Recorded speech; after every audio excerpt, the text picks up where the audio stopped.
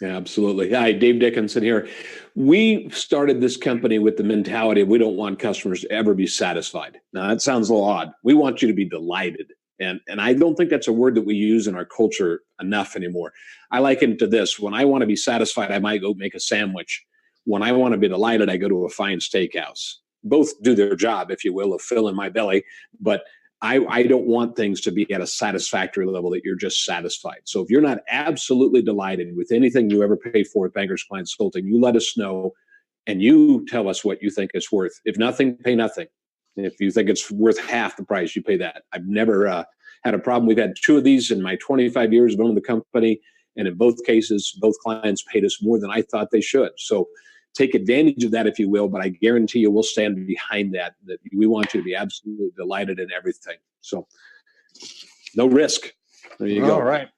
Well, thanks, Dave. The next thing I'd like to do, and for those of you that are just coming in, I'll take care of some of the housekeeping here in a minute. We're talking about some of the solutions that our team's put together to help out you and your team. One of the things that we're really excited about in 2019 is this next item I'm going to throw on the screen here. And that is the packages that we've put together. We have 4 different tiers that we've put together that will allow you to subscribe to as much or as little as you'd like for an annual basis as it relates to our training solutions. Some of the tiers, let me do this. All of the tiers include webinars. Some of the tiers include the webinar plus our magazine, which we'll talk about more here in just a moment. Some of them also include live event where you come see us in person. And then my favorite one is tier 4, which is the all access. You get access to substantially everything that Bankers Compliance Consulting has to offer from a training standpoint. If you have questions about that, I invite you to contact our office. Our team would love to talk to you more about those upcoming training solutions. Now, another item that we're really excited, and as Dave, I saw you're hard to hold back the excitement on this one. Let me just slide up and I'll let you take it away. Okay. All right. If you look, I've got the sunglasses on. I got the swimming trunks. These are going to be on the cruise. We are doing the first ever compliance cruise, January 2020, 12 months from now. Jared and I, Paul Osborne, maybe some others, we're going to be presenting a conference on a cruise ship. So we have rented 200 rooms, reserved them, and spaces are starting to fill up. But I'm also going to encourage you, we come to April, we're going to either start canceling rooms if we don't have the 200. So you want to get signed up for these. Probably the biggest question we're getting is, what are you going to teach? We're going to teach lending, deposits, and BSA topics. What are they going to be specifically? I can't tell you yet. We're going to do the latest, greatest information. So it will be lending, deposits, and BSA topics, but specifics probably about 3 months ahead of time. I'm going to encourage you to get signed up for that now before it fills up, because we've limited it to 200. If you've ever been on a cruise, where's a classroom? And we found one that has a classroom that will hold just that many. We want it to be comfortable, but this is going to be awesome. We're going to have 2 full days at sea where we're going to do 8 hours of training, just like going to a conference. The 4 days that we're in port, and that's Cayman Islands, Cozumel, Playa del Carmen, and Key West. When we get back on the ship, we're going to do 1 hour Q&As, flash sessions, things like that. You're going to get 20 hours of CRCM approved accreditation and having a rockin' good time. And then the last part of this is, to me, you've got a captured audience in a sense with us. So Jared's going to be up there in that lounge. We're going to let you know where he's going to be, where I'm going to be, where Paul's going to be, or all 3 of us are going to be gathered, and we're having a drink and we're talking compliance. In a sense, it's going to be many more hours than 20. We build a network with just a small group of people, with the instructors, et cetera. So I think it's the best thing that's ever been offered. We're really pumped about having it. Plus, you'll get to see me in these swimming trunks. That alone right there, Jared, that's worth it. So I tell you, my favorite part. My favorite part is the other duties as assigned now has a new meaning to me. I get to sit in the lounge, have a drink, and talk compliance, and I'm told to do it. Love it. And get paid. Yeah. All right. Well, maybe for some of those, there's more information on our website on that. There's a video I did for about 45 minutes with Q&A. So check that out. If you have any questions, give us a call. Absolutely. Our team would love to talk to you more about that awesome compliance cruise. For those of you that may have just come in, these, feel free. You're the boss. For those of you that have just been coming in the last few minutes, you're in the right place. If you are looking for the Management Examination and Audits Forum, we're going to get started here in just a couple of minutes. Taking care of some of the housekeeping here so we can get right to it.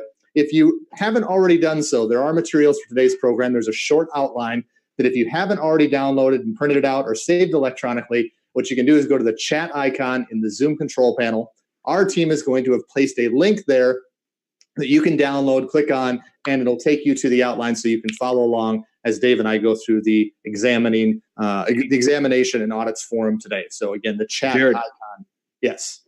Tell us about the mortgage lifestyle, because I got to show them something here. I'm going to have you talk about it, but I was working on this morning. Here is the manuals. Look how big those are. That's the mortgage life cycle manual training that we have. Yeah, there you go. So you talk about it. I'll show the props. All right. So we've been doing this thing called a mortgage life cycle for several years now. We do it live once in a while, but we do it every year from a webinar standpoint. It used to be 4 sessions. It's now jumped to 5 sessions with all the regulatory change in the last few years. So here's what the deal is. Starting at the end of this month for 5 consecutive weeks, we are going to do 2-hour segments that are called that make up the mortgage life cycle. It's a one-time payment for these 10 hours of training. You're going to get a 750 plus page resource manual that we hear all the time is something that the lenders, that the processors use over and over again after the webinar concludes.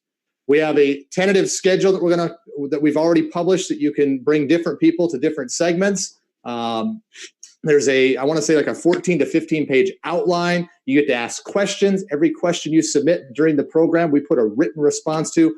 We're really excited about it again this year. Get your team registered today. It's going to be recorded. You can listen to it over and over again. Again, we're just really excited about this. If you have questions about it, give us a call. We'd love to talk to you more about that.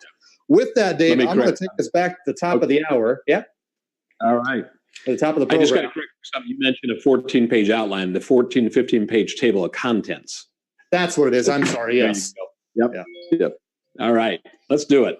Well, I want to welcome everybody today to the January Forum 2019. This is Managing Examinations and Audits Forum. And if you haven't already done so, make sure you have the outline. That's what we're going to use to navigate through the program today. Again, our team's going to have placed a link in the chat icon in the Zoom control panel. Now, while you're looking at that control panel, you're also going to note that there's a Q&A button. I'm going to be moderating the program today. My name's Jared Moyer. And if you have questions, I want you to type those questions into that Q&A button in the control panel. We'll get to as many as we can, or I'll try to integrate them as we go through the program today with respect to the questions that you have. With that, I'm going to turn it over to Dave Dickinson, let him introduce himself and kick off the program. Okay. Very good. Thanks, Jared. This is Dave Dickinson. And let me give you a little background. I was an FDIC examiner back in the early 90s. Actually went to work for a bank that had an examination while I was there. And then I started Bankers Compliance Consulting. When I started Bankers Compliance Consulting, I primarily would go out in the field and do, we don't use this term, but audits, if you will. So I've been the examiner. I've been the banker that's being examined, and we've done the in-between, if you will, but it's still an audit from your perspective. For 25 years, that's what I've been doing. So this is a topic that is near and dear to me because it's kind of artsy. It's subjective, if you will. It also sets the tone for things. But there's nothing nuts and bolts, so there is no 12 CFR that we can go look at. It's based on experiences and based on feedback that we've heard from you. So we put together this 7-page outline to help you, in a sense, not that it gives you all the answers, but gives you some guidelines. And everybody's going to have a little bit different experiences. But let's start out just right away in your outline there. I've given you some space to take notes. That see the exams as an open book test. The examiners are going to tell you what they're going to look at. So download the examination manual, look at the different regulatory resources that they have, and know what's coming. So I'll let Jared catch up here. Good. See these resources, and you might be an FDIC bank, but you can look at what the Federal Reserve, the OCC, the NCUA, et cetera. You don't have to just look at your exam manual too. Look at other ones, the BSA exam manual. There's many of them out there. So they may not be looking at everything, but you know what they could be looking at. Right? If it's a state exam, that's a little bit different. This is where being part of a network, a peer group, helps out so much too. What are my other fellow, banking professionals? What are they being hit for? Contact them, have some kind of peer group meeting and find out what's going on with the latest exams, what's the hot buttons, those types of things. So just understand that portion of what helps take some relief off. And then number 2 is, letter B is understand that examiners are not auditors.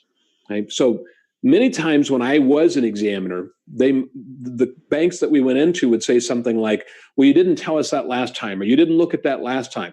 And when I was an examiner, my just knee-jerk reaction response to that always was, well, you were fortunate to get away with that for longer than you should have.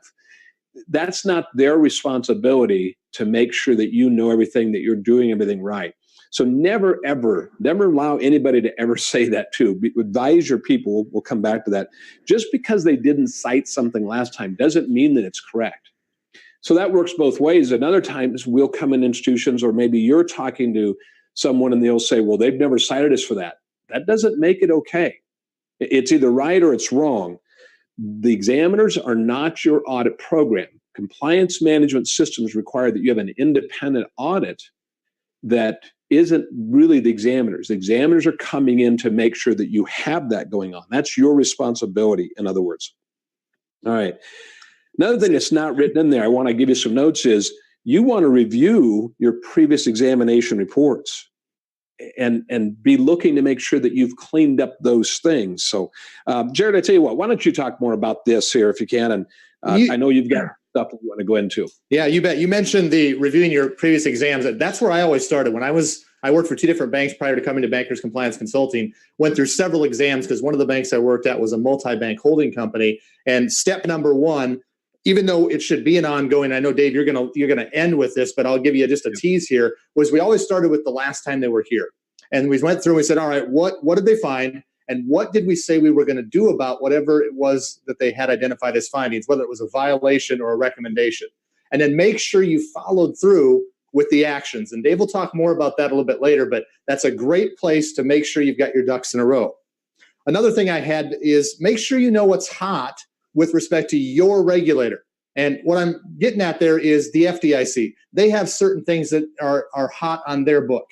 The FDIC, or I'm sorry, the OCC, the Federal Reserve, the CFPB, whoever's coming in to examine you, know what their hot button issues were or are at that point. And Dave, you just mentioned talking about networking and things like that. Make sure that you have a network, because that's where you're going to get some of that from. You only know what you've seen on your turf, if you will. Find out what's going on out there. Go be part of a peer group and things like that. So understand what's hot with your regulatory agency. And then what's changed at your organization since the last time they were in? That's something that they're probably going to ask you about and expect that you give them an update on. Be prepared to answer the next question. We did this. Okay? Anticipate what they might ask you about some of the things you did. Again, reach out to your peers, network a little bit, find out what's being asked out in the field. And then I'll leave it with this one. I don't have a lot that I'm going to have time to get into here, but unless you've been living in a cave or under a rock, complaints are a huge, huge deal with respect to compliance programs and examinations. And so make sure you're doing something to move from good to great as it relates with complaints. Some of you listening in might have a formalized complaint program that you're continuing to move to good to great on every day, every year, et cetera. Some of you might go, gosh, what's this complaint thing? We deal with the ones that the regulatory agencies send us. Hey, there's more to it than that. And that's one of the things that we've put on our agenda in 2019 is to produce a complaints webinar. So I don't have all the logistics on that yet, but I can tell you I've finished writing the material. And as soon as we get things confirmed, we'll have that posted on our website. We'll be providing a 1-hour complaints management and program webinar a little bit later this year. Right. Dave? All right, let's go to letter C in your outline there, document request packages. Think of this as the first impression. I can tell you this, examining can be very subjective. In other words, I got in a fight with my spouse, my kids were late to school, I trip over the dog on the way out to the car, and then I drive to your institution to do an exam. You're probably going to get a little different exam that day than if the birds are singing and the sky is blue and the wife kisses me on the way out the door and everything is wonderful. Now, it shouldn't be, but that's exactly what happens. So understand that there is a subjectiveness. If you give them garbage that they have to work with, if they have to sort through things and they can't find stuff, it might all be there, but it's not well organized, it can lead to a different exam result. So as an examiner, I might pass on certain things, say, I don't think that's that big a deal, I'm gonna let this go. Or I call it, depending on the jerkness factor of the examiner, not that we're human So there's a human nature side. So make sure that you keep things organized. Have table, and I'm a kind of old school you hear, but if you were to print out everything instead of electronic and send it to me, you would have table of contents and tabs and all that. I know that we provide most things electronically anymore. Keep them organized. Don't just put them all into one big file and expect the examiner has to go through that and figure out where stuff is at. Maybe you can break it into subdirectories and sub files and things like that and explain where things are at, easily organized. Number two, generally provide everything that is requested. Now, why do I use the word generally?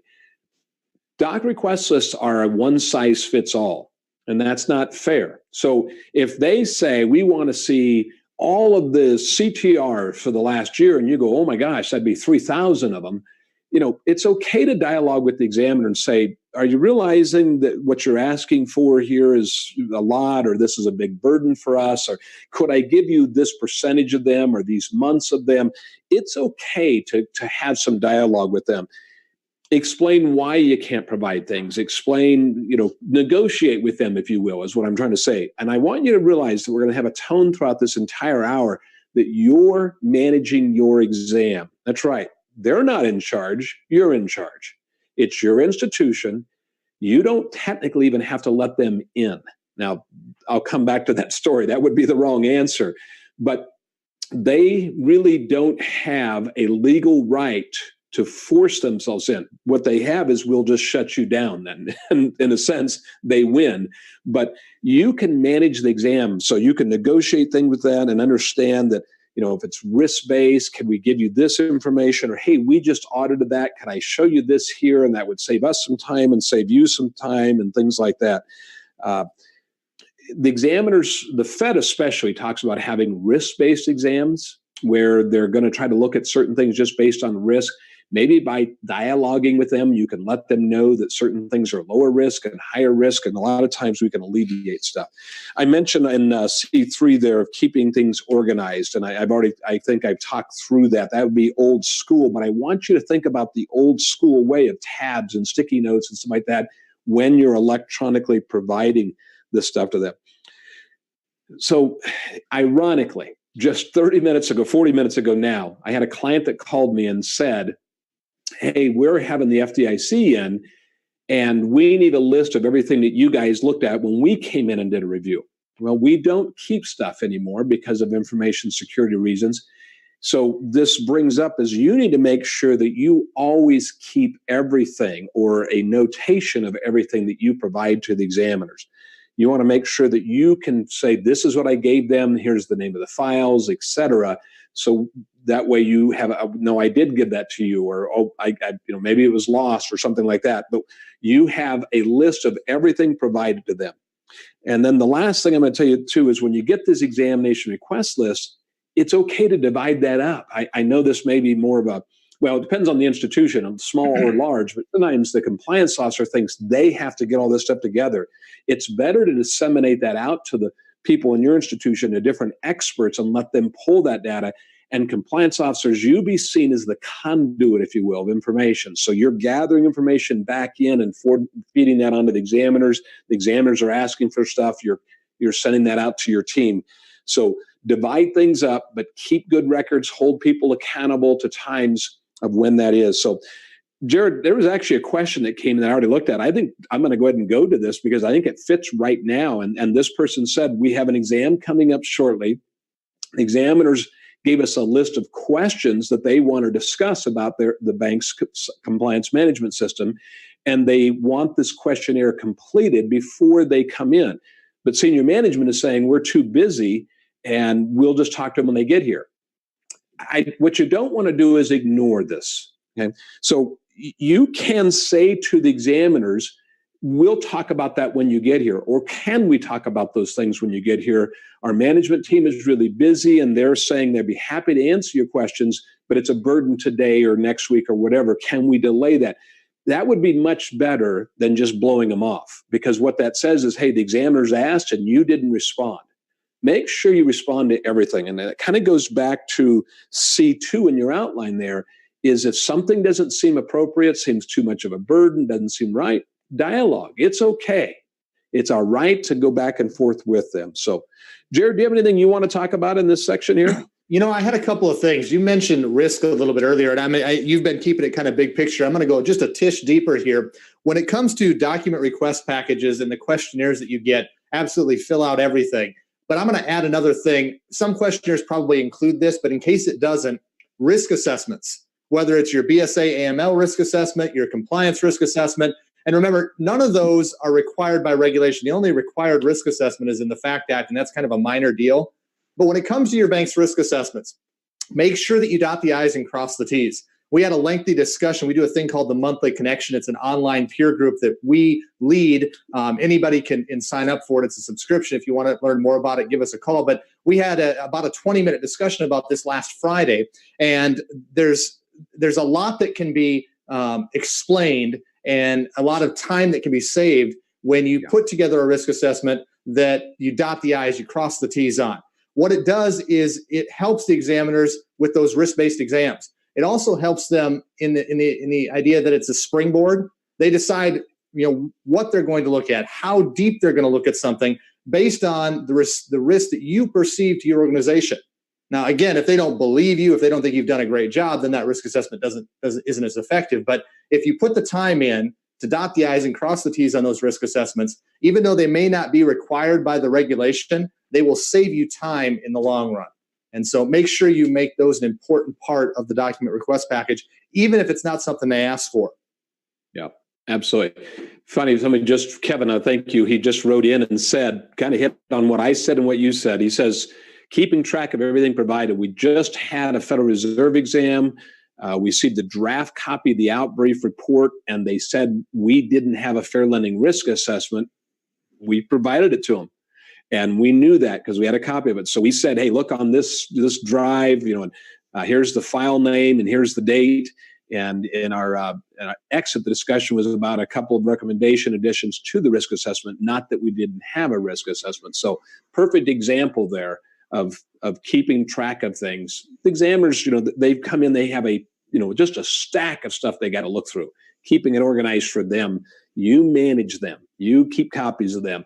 It's not enabling. See it as a safety net for yourself. So, before you go on, Dave, I want to do one. Yeah. That question sparks something. Since we're talking about risk assessments and even fair lending, if you didn't hear what Dave had to say in that question, there's no requirement that you have a fair lending risk assessment. But Kevin, the person who typed this question in, said that was part of the request list. So let's just think about this for a moment. The request list from the examiner says, please provide us your fair lending risk assessment. Now, it's not required by regulation, but how do you feel about putting, we don't have one, or no to that question? Doesn't make you feel real good. And if you feel a little bit lost with fair lending and risk assessments in that area, on the 29th, so just a few weeks away, I'm going to be doing a 2-hour webinar that's all about fair lending and includes risk assessments as well as a sample to get you started. Would love to have you be part of that program. Yeah, some of these can be almost tricky because the way they say is give us this, which infers you're supposed to have it.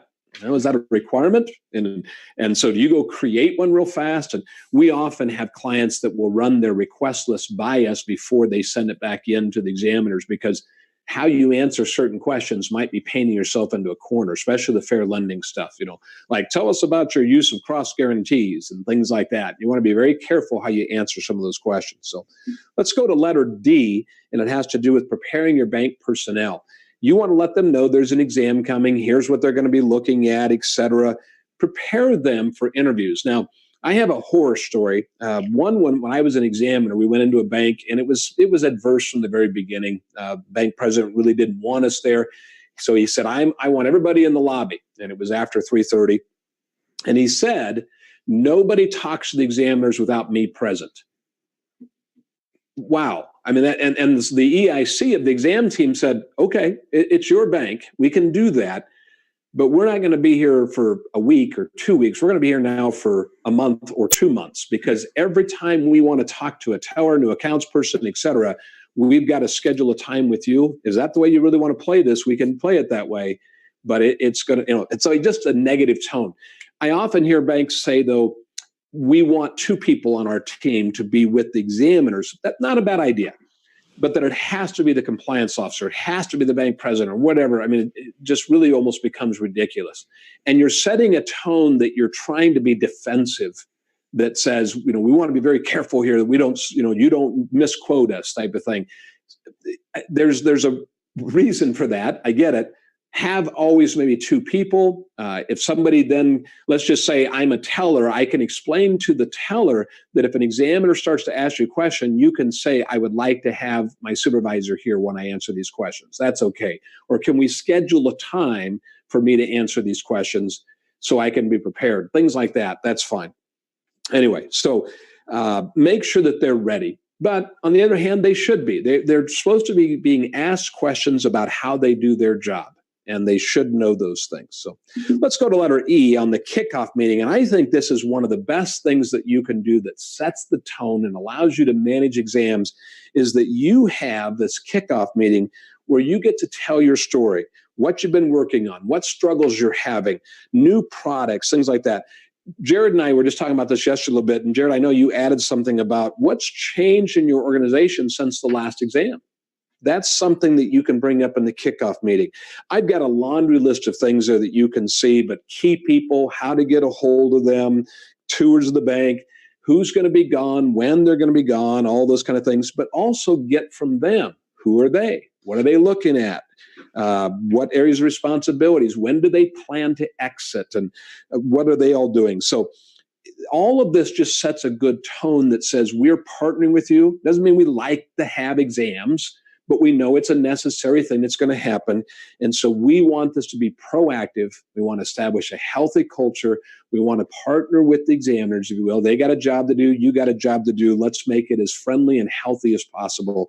And that kickoff meeting can be really nice. Now, I've seen some institutions that go all out, add PowerPoint and have all sorts of, cupcakes and, if you will, and things like that. I'm not saying you have to go all that way, but it's great to establish a positive tone from the very beginning about we appreciate each other, we respect each other. You've got a job to do. We've got a job to do. How can we do this best? Letter F, and I'm going to say that again. Before you go on, please come on in. Hey, I'd like to actually add a link between letter D and E that's not necessarily in the materials here. And this depends a little bit on your organization, but we have a lot of clients that are not just a bank in one town and that's the only location. A lot of times there's multiple locations. And so the link between letter D and E that sometimes is there is we prepare our bank personnel, we do the kickoff meeting with the examination team, but we may need to go back to letter D and schedule meetings with our team. Because we don't just want the examiners to have a free-for-all and they can go bother the trust department or they can bother the commercial lenders, whatever. We want to set, again, go back to what Dave was saying, we want to manage the examiners, but we want to do it with as little disruption to our day-to-day business and our customers as possible. And so it's not like we cross D off and we're done with it. We might go on to letter E, the kickoff, and have to go back to our team to make sure that everything is managed accordingly. Yeah.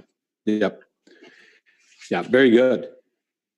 Let's go to letter F, and I'm going to use this word again, managing the examinations. I always joke, the goal when the examiners arrive is to see them leave, right? And I mean that as a joke, but it's true as well.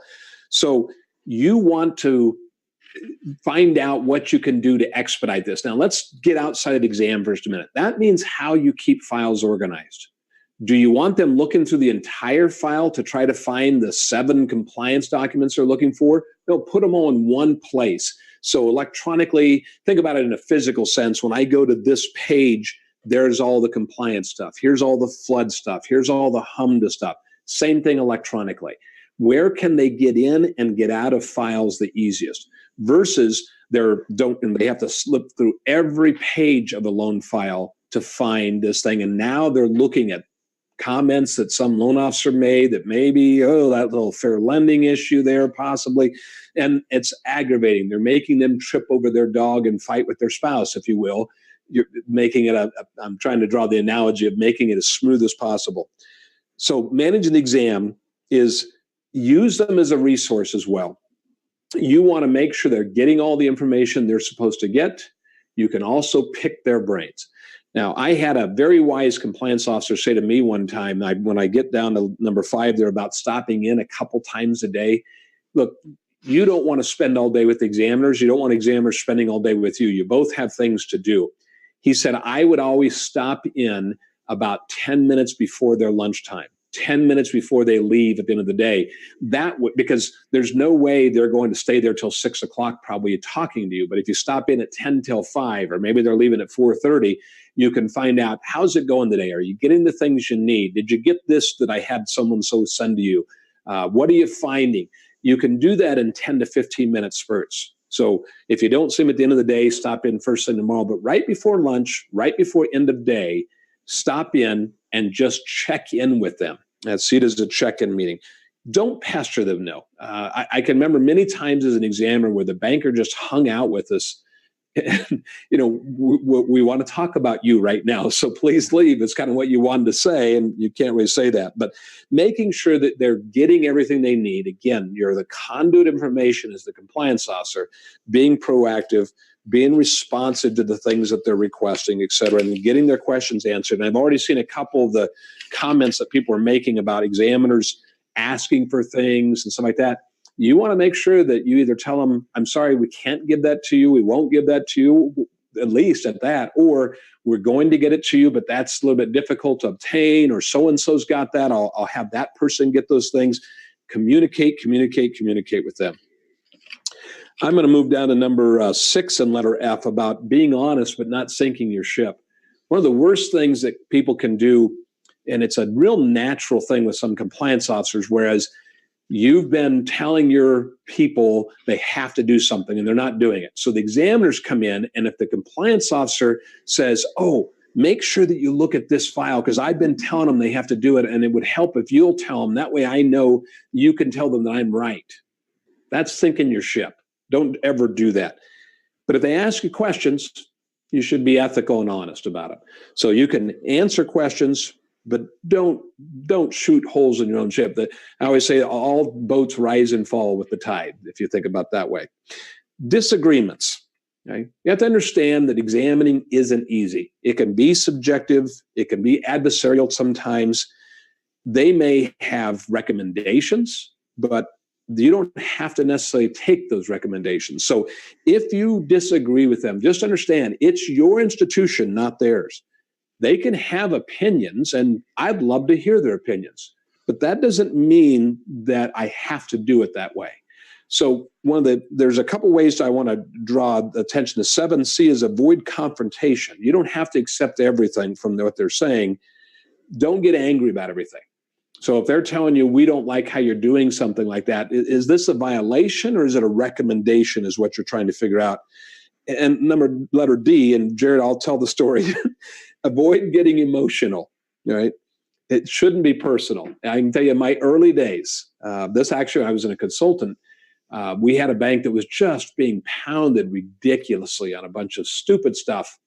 I think it started out with 36 or 38 violations. When I got done, I think they were down to 12. One of them was, for instance, not giving a right of rescission on a rental house. And when I came to that one, I turned to the EIC and I said, this is kindergarten compliance level. What, not a good comment.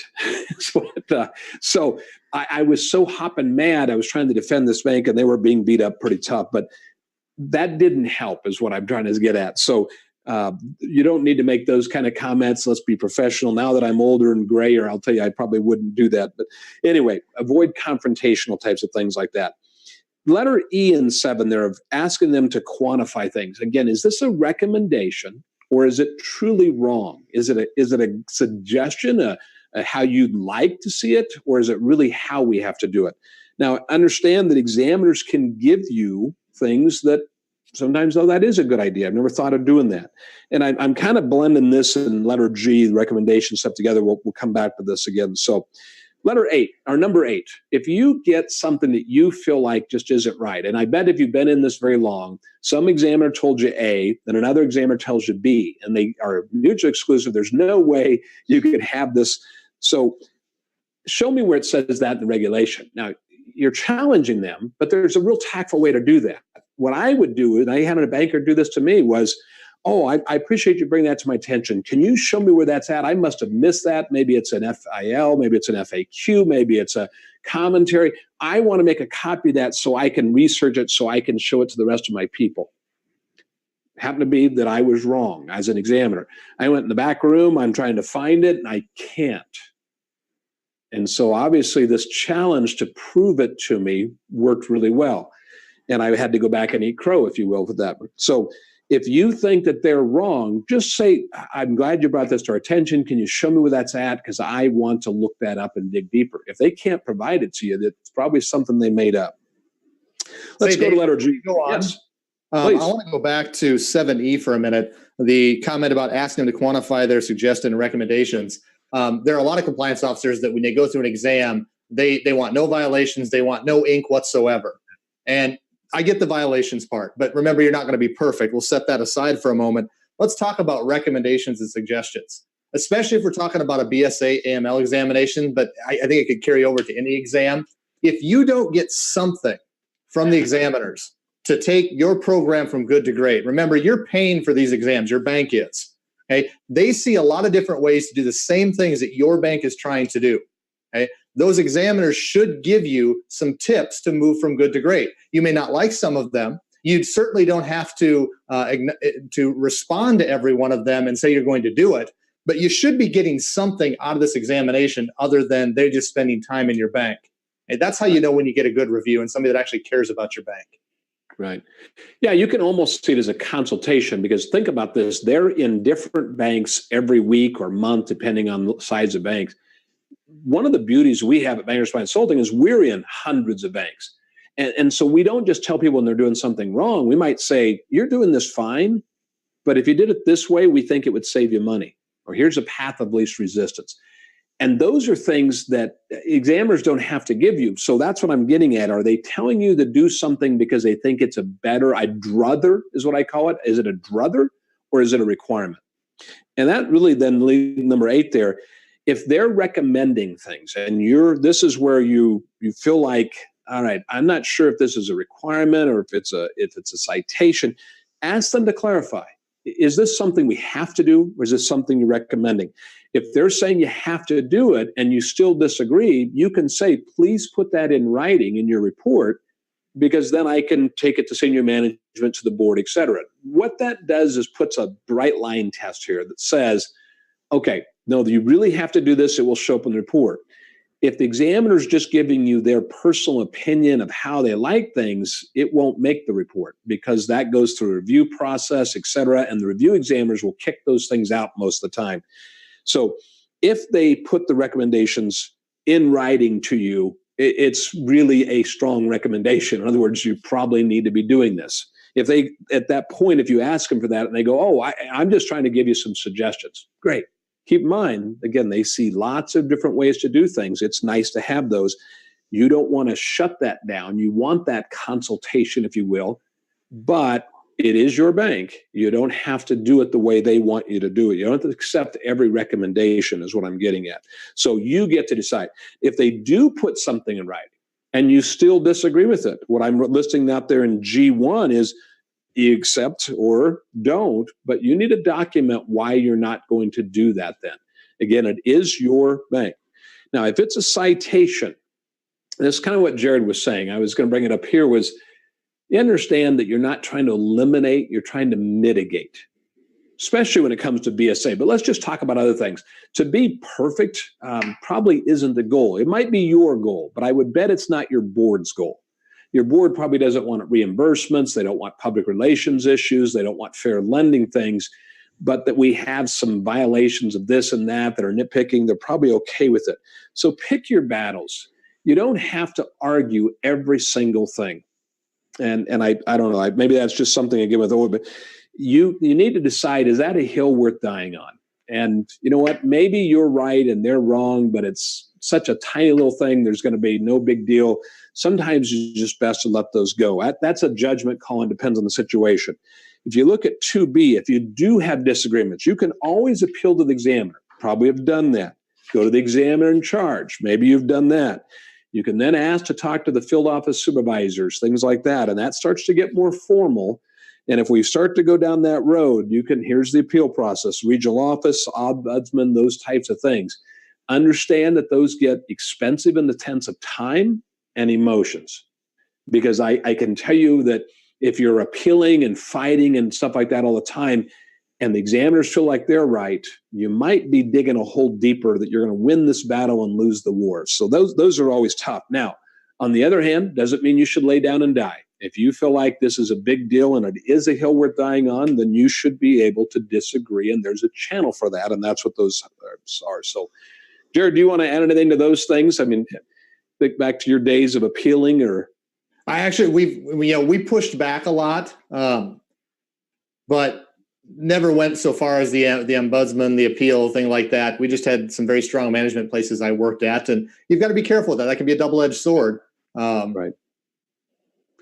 We actually have to help banks sometimes with that process. The moment the bank calls us and then says to their examiners, well, we've got Bankers Fine Consulting that wants to talk about this, that just took it to a whole different level as part of that too. So understand that can be a two-edged sword for you. So anyway, the reason I was queuing you up there, but how I really got to know Jared very well was he worked at a client bank, and he and I had a pretty heated discussion one day over some things, and it was great. Now, I'm not an FDIC examiner. I'm a consultant at this point, and it was very healthy. We enjoyed it.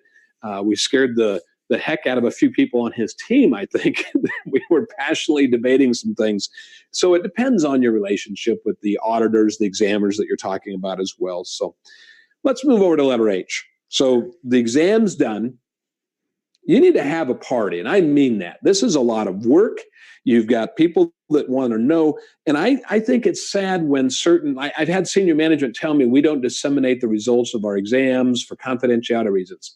Well, I'm not saying you need to let your ratings know and things like that, but you need to let your team know, hey, we got a 2, we got a 1, or hey, we got a 3, we're going to work on some things.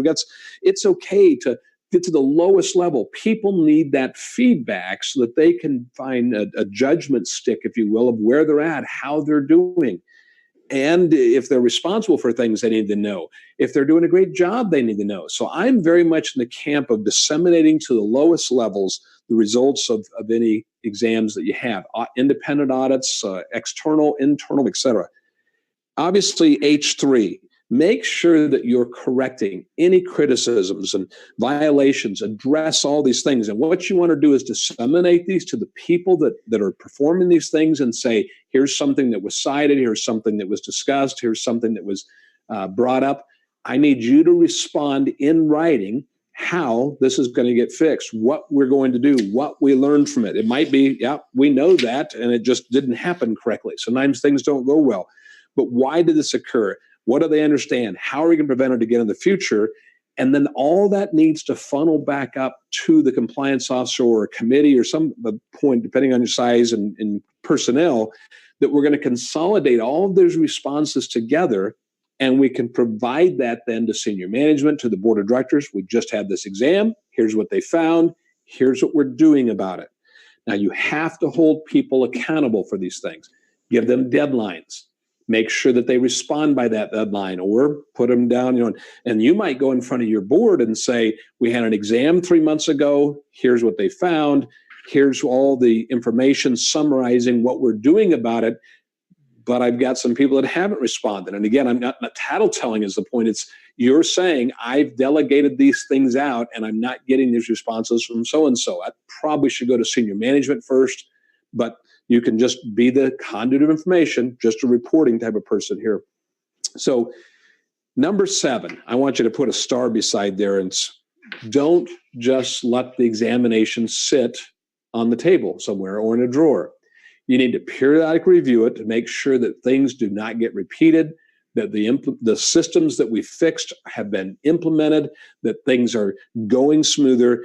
The worst thing you can have is these repeat violations for stuff that you can fix. Now, that doesn't mean we don't have another right of rescission error again, but if it's a systematic thing and you pointed it out to you before and you don't flip a switch, why not? How come that's still happening? So make sure that you're looking back at the last exam and 2 exams ago. You don't want repeat types of things. I always ask, when do you start preparing for the next exam? And it's the day after the last exam. I'll give you an analogy. When do you start preparing to see the dentist? And it's daily I brush my teeth. So I don't want to just, when I get the doc request list, to then start working on getting that ready for that exam. It's how we do business, and the last exams are being implemented all the time. So make sure that you're always working on these types of things. So Jared, I'm going to invite you, your experiences or things you'd like to share. The topic you just brought up, preparing for the next exam. I think part of this, and you can jump back in here after I'm done because I know it's a topic that you're that's very much near and dear to you, and that's culture. Your culture, if your culture is preparing for exams is something you do when you get the request letter. Hey, I've been a part of and helped banks get ready for exams. Banks that think that they don't have to prepare for the exam until they get the letter. And then they get all the files in a room and they fix everything and everything. That's just a very negative. And it tells you a lot about what that culture is. Your culture should be, we're doing the right things. Compliance is important. And again, this is a topic maybe for another day, but you've got to spend some time on that. And that will lend itself to good examinations as you go forward. Two thoughts came to my mind as you said that. One is culture is a daily battle in the trenches. And I use the word battle in quotes there, but every day we're working on culture, trust, communication, things like that. We're part of the team. But the other part of it is that compliance is not the compliance officer's job. Compliance is the bank personnel's job. So the loan officer, the teller, the new accounts, the loan processor, et cetera, it's all their job. And so there is a formal thing that we're going to have called an exam, and it's a big deal. And I know we're all busy with our day-to-day things already, and now I got to prepare for this exam. That's why if you're taking bites of this at a time, instead of all of a sudden, boom, the examiners are coming now, we got to get all this stuff ready, it's not near as smooth and organized. So all the time we're preparing for an exam, if you will. Hey, let's make sure we document that in that file, because I'm not sure that's clear. If that file gets pulled during an exam, that's going to be really gray. I always talk about slamming the door. We are not doing TRID on this because we are doing HUMD on this because we are, is this a dwelling? Is this not a dwelling? Tell your story. File documentation. The word documentation gets a negative thing, but think about it. Listen, a year from now, when we have an exam, if that file gets pulled, I don't know that we're going to remember this story. Please document that. That's the loan officer's job. That's the new account person's job, beneficial owner stuff, right? All those things. Tell your story is preparing for an exam. Or see it as a CYA or a get out of jail free card, if you will. If we do that, and that's how we do business all the time, we're preparing for the exam, for the next exam already. And just see that, implementing that into your process and your culture. It's just how we do business. So when the examiners come, we got to gather some information, but it should all be sitting there ready to go, because that's how we work. That's how we do it every day. So I'd like to run off on a little bit of a tangent on that. You mentioned file, and I imagine that there's some people listening going, oh yeah, we document our loan files. What Dave's talking about is bigger than that. One of the things that I led in with at the beginning of the program was talking about what's changed since your last examination. And many of you probably didn't go much deeper than just the statement I made. Things like Dave mentioned beneficial owners. What did you do to get ready for that? What have you been doing since that went into implementation? Because you obviously are not perfect at it right now. So are you monitoring? And when you make a mistake, what are you doing to improve going forward? Okay. When you make changes about products and services, or you find out you made a mistake, just generally in compliance, are you making what I would call notes to the compliance file? If you go, gosh, we don't have one, maybe you need a compliance file. Maybe it's electronic, maybe it's paper, so that when examiners come in and they ask you about this or that, and you say, oh, here's what we did. And I tell you what this correlates back to. There's a thing called compliance management systems, CMS. You're all rated, you're all evaluated based on how well you're able to demonstrate that your compliance management systems work in your organization. Every regulatory agency out there uses it. The CFPB kind of came up with it, and they've applied it across the board, and documenting how you do compliance, and then the flow of information to the front line, to the board of directors and management. You only get credit for it if you document, and as Dave mentioned, write that story along the way. I'm going to take that and draw your attention back up from number 8 on page 7, back up to number 6. I would star number 6. Hey, Dave hit it, but I'm going to hit it again. You've got to make sure that you're communicating with the board of directors and management, not just at the time before and after the examination, but throughout the year as you're preparing for the next examination. they have to be an important part of the information and communication as it relates to your bank's compliance management program. And there's a big difference between a 2 and a dirty 2 is what I had somebody call it one time, and I like that. Your board might say, well, we got a 2. Yeah, but it was a low 2, if you will, or a high 2. I mean, they were almost a 1, or we're barely got a 2, almost a 3. That's a big one. In fact, somebody I just noticed said there are very few 1 ratings provided by examiners. And there's a little more to this I'll come back to. True. To get a 1 rating in compliance, things is really tough. And I don't, my personal opinion is 2 is good enough. Now, some of you may cringe at that. That's not my call. That's for your board to decide. Do we want a 1? Do we want a 2? Where do we want to be? Why are there so very few 1s? You got to be almost perfect. But yet CRA, there's a lot of satisfactories and very few outstandings. There might be some outstanding. Okay, so their question is, why are compliance ratings kept confidential, but CRA ratings are publicly available? Really, all compliance, safety and soundness ratings, all of those are confidential, really from a risk standpoint, that if your institution were to get a 3 or 4, you don't want that out in the public, right? So you can't say that you got a 1 or a 2 either. That's, I believe, the just behind you never announce ratings. There's a law that says that is something the examiners put on there. It's a judgmental thing, but we don't want to run on your institution, right? So we're not going to say, and people don't understand what a 3 is or what a 2 is anyway. So unless it's a formal type of thing, ratings are very confidential. There can be things that become more like MOUs and cease and desist orders where your blanket bond insurance might go up, things like that. Otherwise, all that is confidential. CRA in the law itself requires a public evaluation and a public release of information. And so that's really the exception. And it was the way the Community Reinvestment Act was written, was that they wanted public input. And maybe it's more of the fair lending side of it, if you will. So there's a public evaluation that can be made out that says this is how they got it. But again, the safety and soundness, compliance, all those type of things, we never want ratings to be public, really for your protection, that you don't have naive or even aware customers that say, oh my gosh, and they come in and run on your bank. That would be horrible. So Jared, I really am wrapping it up here when I'm trying to move into some of these questions. And so we want to invite you that if you have comments, you'll notice number 9 says other examination management tips. And I know you're not all able to, well, none of you can talk, but you could type in if you have things that you feel like are gems that would be beneficial. I invite you to do that. But let's go through a couple of these other comments that we received as well. So do you have any you want to take? Well, I was thinking I'd take that one on the board since I just kind of talked about that. So there was a question about providing the board information on it, basically on an ongoing basis throughout the year. And that's kind of what I was talking about earlier. You shouldn't just get the board involved after you have an exam and then compliance isn't part of their monthly or whenever it is that they meet until the next examination. It should be on an ongoing basis. And it goes back to that compliance management systems. In my opinion, compliance should be a standing agenda item on your board of directors agenda. You may not have anything to talk about at any given meeting, but it's there because we want people to know it's important, it's concrete, that on an ongoing basis, there is a seat at this table that is compliance. Now, maybe it's not you, the compliance officer, maybe it's a manager that goes there on your behalf, but you need to have a seat at that table, and we want to shout it out that compliance is part of it. And maybe you diagram it beyond that. Maybe it's compliance, lending compliance, deposit compliance, and BSA if you want to get more specific.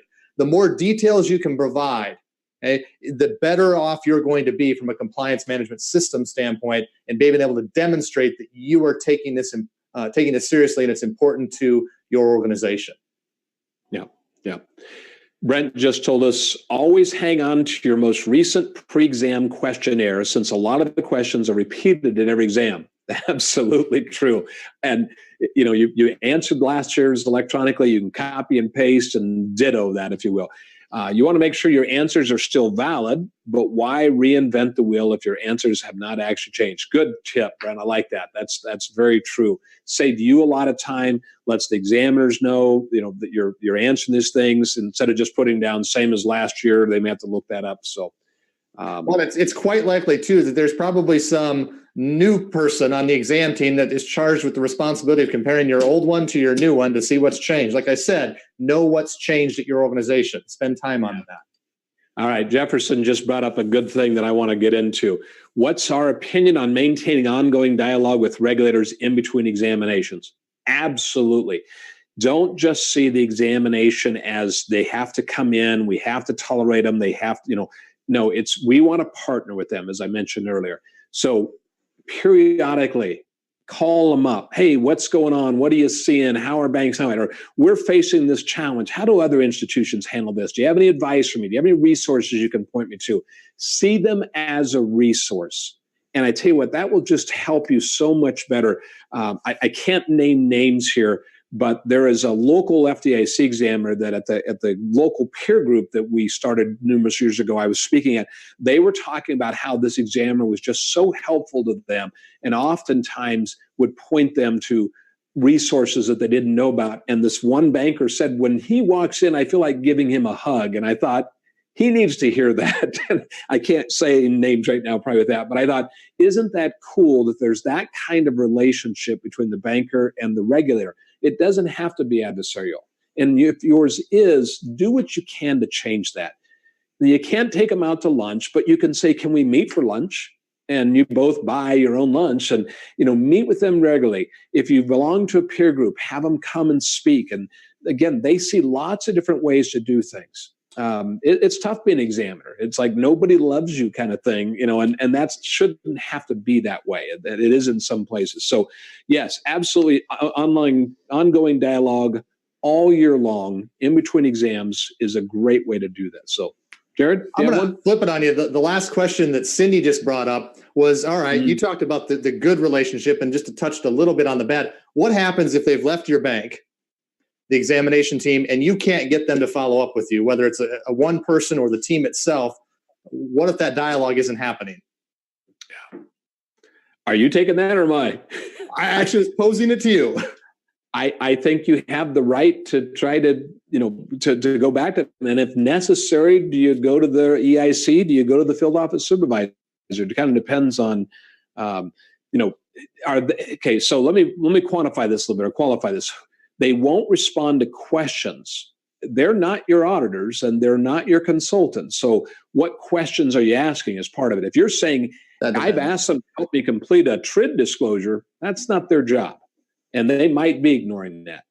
If they have asked you for something and you're trying to follow up with them, then that makes sense that you're asking them, did you want A or B? And that's where you might have to go to somebody and say, hey, I'm trying to respond and I'm not getting any responses.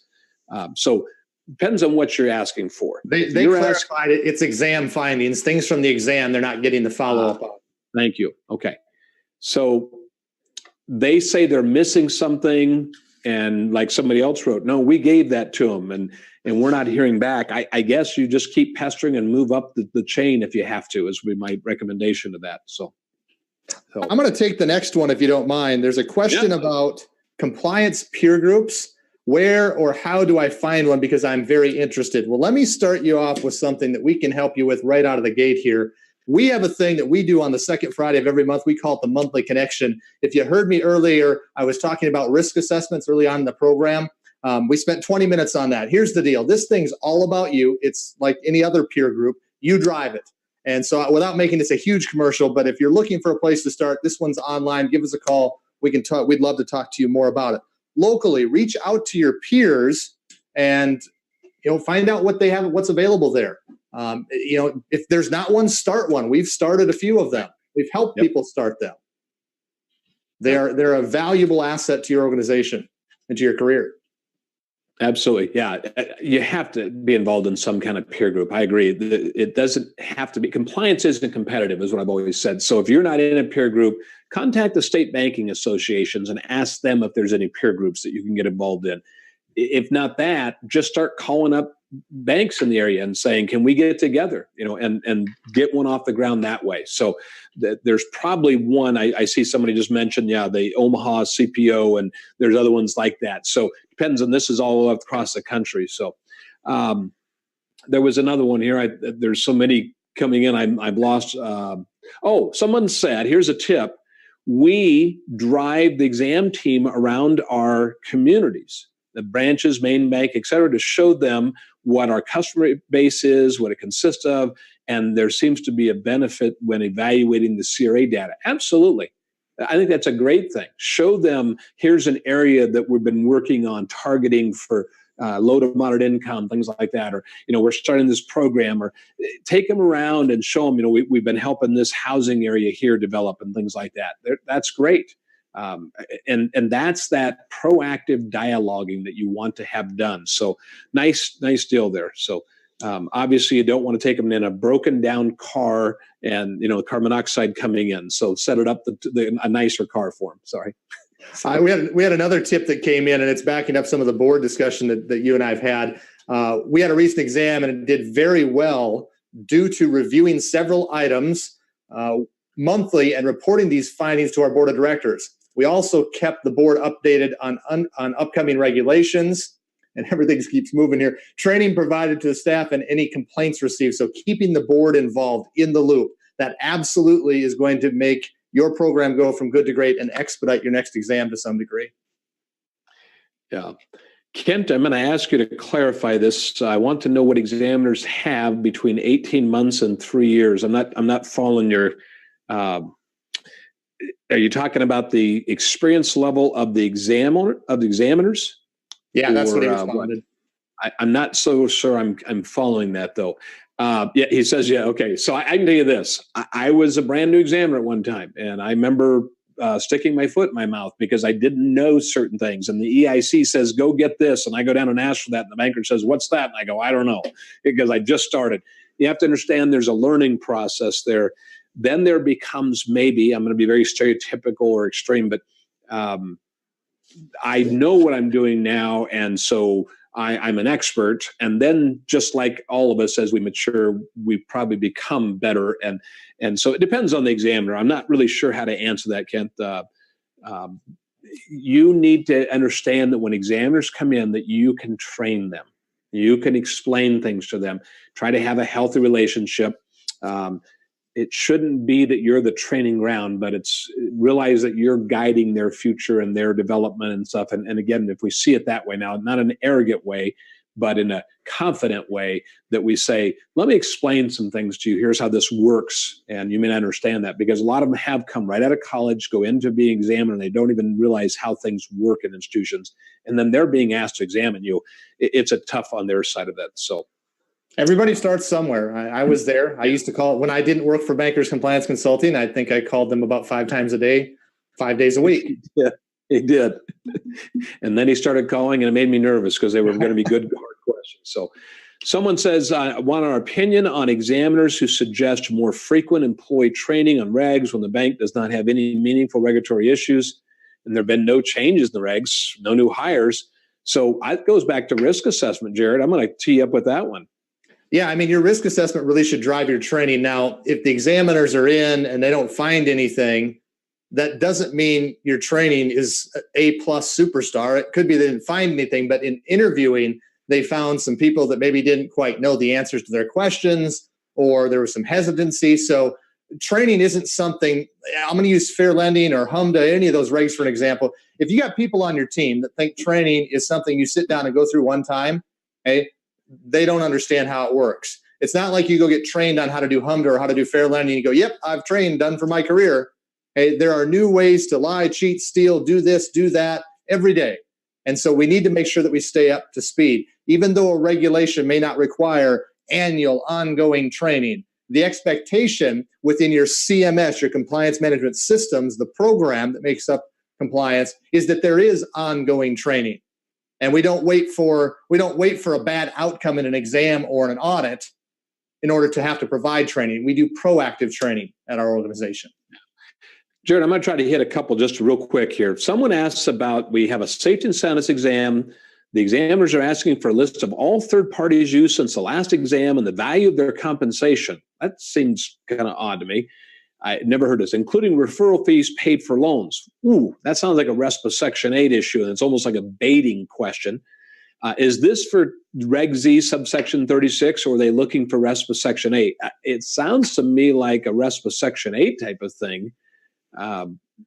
So I have not seen that question. I'm not certain of exactly what it's getting at. But do you have anything on that? Yeah, I would say it's for both, and I'll add one other thing. So let's start with its vendor management. That's going to be part of it because it's third parties, and all of those questions are fair game when it comes to compliance and safety and soundness. They may be asking questions in compliance ahead of time for your safety and soundness examiners. They share information if you didn't know that.